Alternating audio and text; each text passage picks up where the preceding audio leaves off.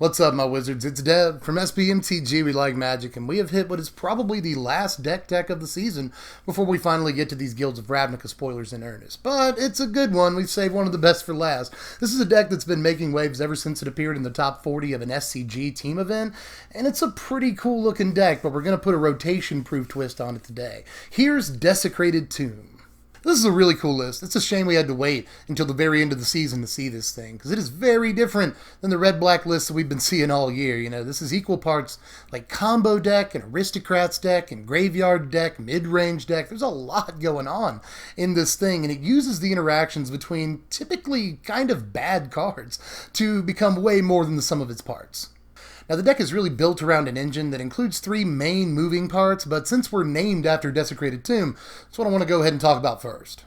This is definitely one of the more exciting looking combo pieces in Core Set 19, you know. It looks a little tough to break and kind of clunky at that, but if you're gonna play Desecrated Tomb in Standard, this is the way to play it. This deck breaks it in a number of ways. You know, we've got creatures that come back from the graveyard themselves. We've got cards that get creatures back from the graveyard, and by the end of it, you got more bats than Louisville Slugger. Is that the worst joke of the season so far? It's definitely in contention. But anyway, just know that creatures will be checking out a hotel graveyard all the time, and by the end of it, you'll have a virtual cave full of bats. So it's not so much Desecrated Tomb that I want to talk about. It's more the cards that break it.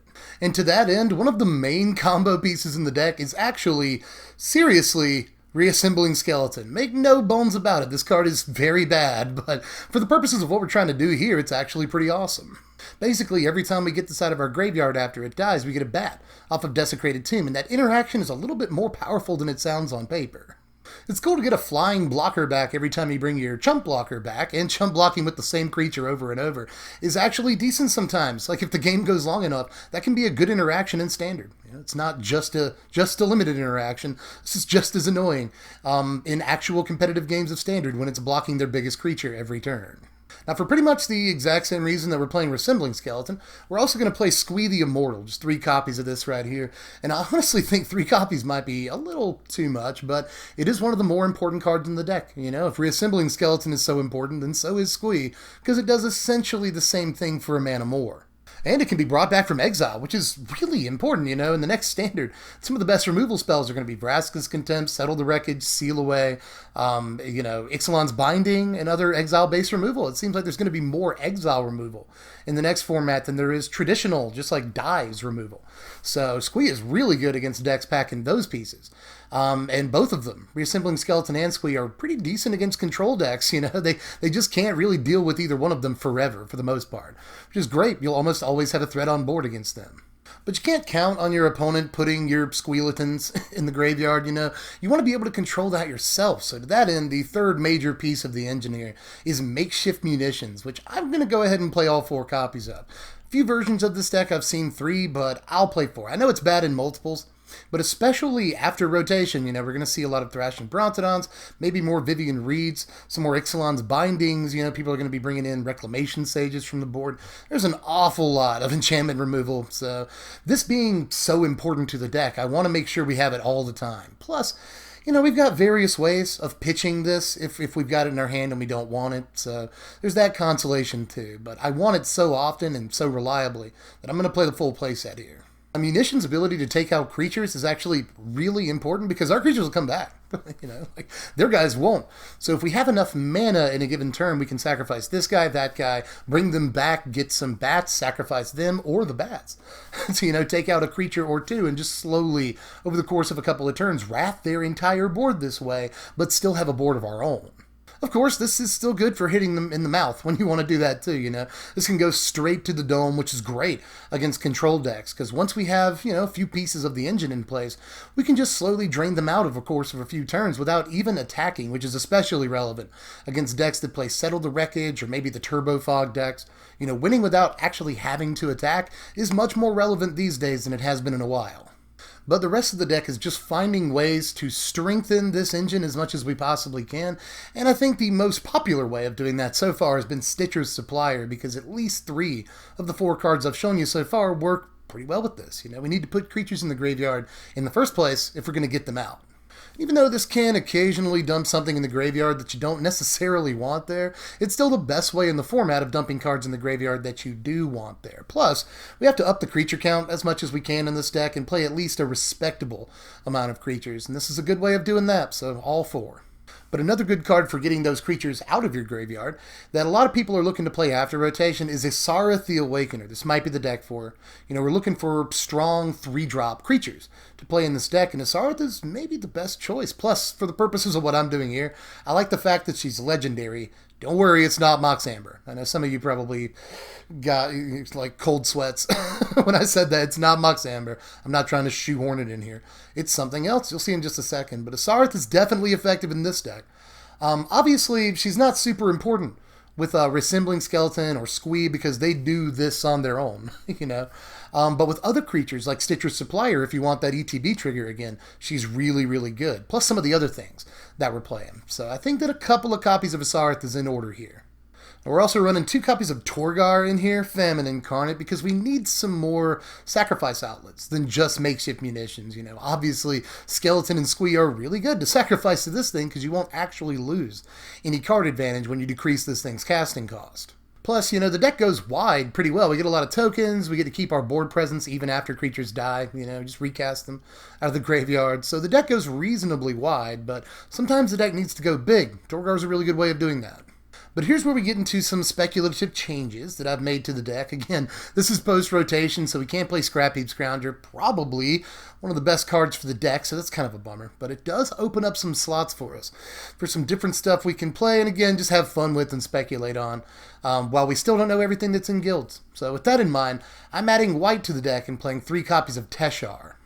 Now, there are 16 historic cards in this deck between Desecrated Tomb and, all the legendaries and stuff that we're playing. 16 is a respectable number of historic things to be able to play, and this can bring back, things that would normally be able to bring themselves back, like Reassembling Skeleton Squee, but it does it at 0 cost, which is actually really important sometimes. Since it costs so much mana to use this engine over and over, sometimes it's good to get a discount where you can. This allows us to do that. Plus, it can bring back Stitcher's Supplier, if nothing else, and that's great to get that ETB again. So, Teshar is pretty sweet. Even if we only get a couple of creatures out of the graveyard over the course of a game with it, it's usually worth it. Plus, remember, if you lose a Teshar, Isarath can always help bring it back from the graveyard. But on the flip side, obviously, Teshar can bring back your Isarath. So they're kind of a cool engine in and of themselves. They keep bringing each other back, unless your opponent does something about one or the other. So that's pretty cool right there. It's a mini combo in and of itself. So Teshar is a cool card in terms of the best cards for the deck, the absolute most powerful things we could be doing in this deck. I think Teshar is in the conversation. If you're just going for straight up consistency, staying straight red-black is probably the right answer. But again, just in terms of the most powerful stuff the deck could be doing, I like the idea of Teshar a lot. Now, I've also slipped in 2 copies of Rite of Belzenlock here. There's a few reasons I'm playing this. First of all, this is another historic card for Teshar, so you at least got to point that out. This triggers Teshar when you cast it. So there's that, but it also gives you 4 different creatures to sacrifice to Makeshift Munitions, which is pretty sweet as well. It also gives you a bunch of creatures to chump block with, or, just like with Torgar, if you need to go big, this gives you a game-ending, big flying trample option, if your strategy of going wide isn't enough.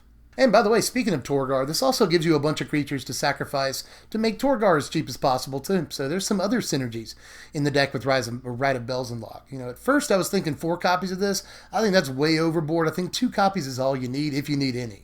But back to the sort of regularly scheduled programming of the deck. We're also playing 4 copies of Tormenting Voice in the list for a few reasons. We're kind of a combo deck, all things considered. So there's going to be a lot of different stuff that we're trying to draw into. Again, we're trying to assemble 3 different pieces here, and that could be a little bit tough without, initiating clunk mode. So Tormenting Voice helps smooth out our draws, get us to the things we need to get to, and we usually don't lose card advantage to it. This is another way of dumping Reanimated or Reassembling Skeleton or Squee into the graveyard, or just something for Isarath to reanimate too. So a lot of good reasons to play Tormenting Voice. Well, we'll bring it home here with 4 copies of Graveyard Marshal. This is definitely a good pick for the deck, Early game creature, pretty good stats for the mana cost, and provides a way to get card advantage out of our graveyard and make creatures leave our graveyard for Desecrated Tomb. This card literally does every single thing that the deck wants to do. Plus, it's a good target for bringing back from your graveyard with Teshar or Asareth, This increases the creature count to a respectable 22. Just so many reasons that Graveyard Marshal should be in here. I've seen some lists with 2 copies of this. Personally, I don't get it. I'm playing all 4. I guess the only argument against this is that eventually you'll remove too many creatures from your graveyard for it to be relevant. But in the meantime, you got a bunch of 2/2s and a bunch of bats out of the deal, so I just really don't see what the problem is. Now here's the mana base, and because we've insisted on going Mardu here, this is probably the biggest mess, as far as the deck's construction goes. We'll probably have to wait until the winter set to realistically build a great mana base in these colors. We got to wait on Blood Crypt, and geez, what is the other one even? It's Godless Shrine. Took me a second. We'll have to wait on the black-white and black-red dual lands in the winter set. So January or February might be the right time to play this mana base, but until then, we did okay. We've got 15 black sources, 12 red sources, and 10 white sources in the deck. I would like another red source or 2 for casting those Squeeze, and I wouldn't mind another white source for casting those Teshars, but by and large, we get by on this mana base. But again, 3 months from now, it's going to look a lot better. Now here's a working sideboard for the deck right here. We've got both Duress and Freebooter in there to deal with control. Even though we are decent against control, we've got both Assembling Skeleton and Squee and a bunch of other ways to bring creatures back from the graveyard. So they absolutely have to exile their creatures to deal with them. And in the case of Squee, they can't even do that. So I can imagine we give a lot of control decks serious headaches. But I still want to have some answers. For getting rid of, especially things that are going to deal with our Desecrated Tomb or our Makeshift Munitions, any answers to those, I want to be able to remove from their hand if we can. We've also got Argyle's Bloodfast in there to draw more cards against control and other slower decks. We really want to win the card advantage race against them. Because even though we are a combo deck, Tormenting Voice is one of the only ways that we actually have of seeing more cards outside of like Stitcher's Supplier in the deck. But as far as drawing cards, Tormenting Voice is like the only way of actually doing it in here. We have plenty of ways of making card advantage. But as far as seeing more cards, I will put in the 2 Argyles against control decks to make sure we do just that. There's also Vicious Offering. Now, this could be in the main deck. If you wanted to cut white and just not play Teshar, again, consistency is key a lot of the time, so I could definitely see wanting to do that. Then Vicious Offering could just as easily come in from the sideboard and bing bang, you're done. You're more or less done in that case. So I like Vicious Offering a lot for the deck. We'll mostly side it in against aggro because we want to be able to get as much use out of not having to sacrifice a creature as we can. But that said, this is yet another sacrifice outlet for the deck that can put a reassembling skeleton into the graveyard and kill a Lyra Dawnbringer or a Shalai or whatever 4 or 5 toughness creature. That's going to be very important. Killing Steelleaf Champion is going to be a serious issue for this deck, and Vicious Offering can do that pretty handily. And finally, Brassicas Contempt. This could probably be a 2 of in the main deck just because it's a catch-all. This is going to kill everything from Steelleaf to Lyra to Teferi to whatever. Just any planeswalker, any creature. Rekindling Phoenix. This is going to have an awful lot of play going into the new format. It's already the best removal piece in the current standard, and that's probably not going to change just because we rotate. Now, just like all the decks we've done so far in this last week of Deck Techs, this is a much more speculative list than the usual fare. So I did not feel comfortable assigning power rankings to this. I just haven't gotten in any reps. I haven't really, tuned the deck whatsoever, or at least not as much as I normally do. Again, a lot of speculation here and a lot of asking for your opinion. So in that case, I didn't feel comfortable with the power rankings. But just like I've been doing this week, I want to talk about some stuff I didn't include that you could include, and then I'll turn it over to you guys. So the first thing I want to talk about is some sideboard stuff, including Golden Demise, which I think we could definitely play. I could definitely see it being worthwhile to make room for this card. We're kind of clunky. We're a little slow. We need some more options against aggro. This could be good, all the way into the late game when we definitely have the City's Blessing.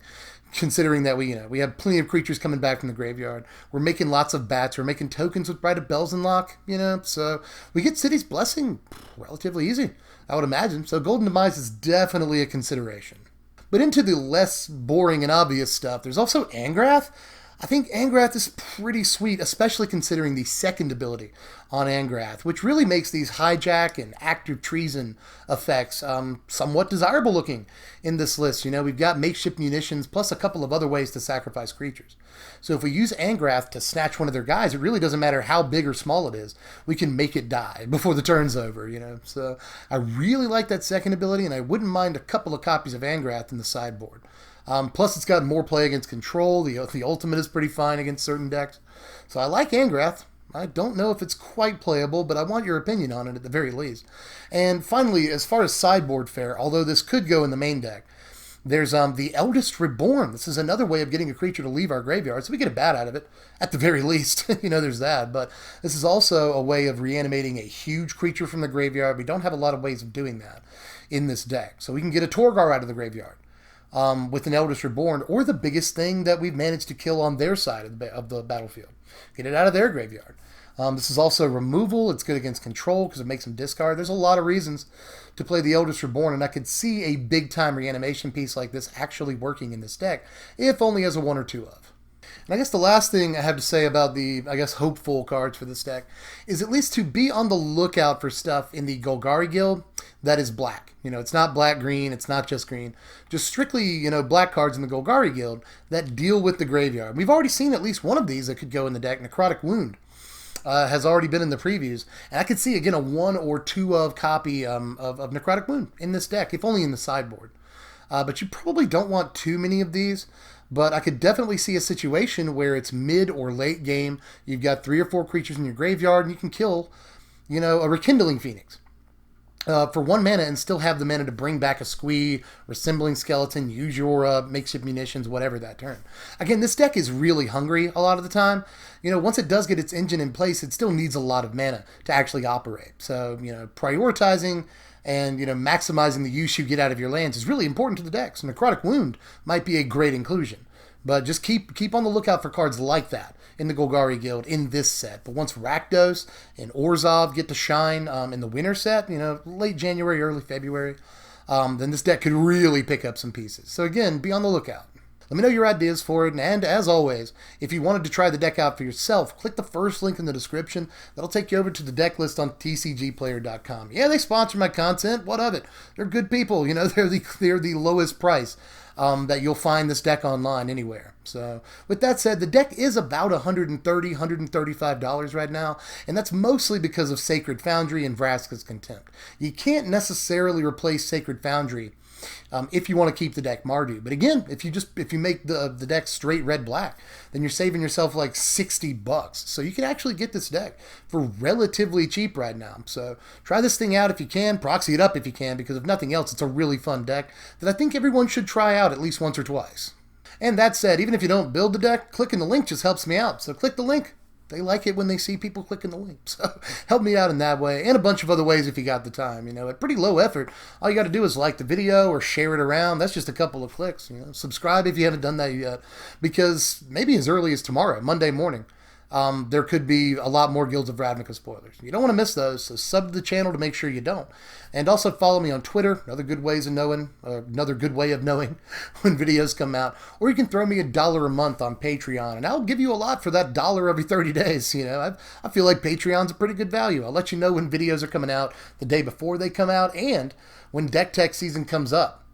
For Guilds of Ravnica Standard, you get to help vote on what decks you want to see first. That's actually really important, but I'm pretty sure I'm tapped out for now. So I will catch you cats later. Thanks for watching, my wizards. I've been Deb from The Place. I mixed up the order of the thing, but in any case, spread love and be kind. Make sure you do that. Thanks for watching, my wizards.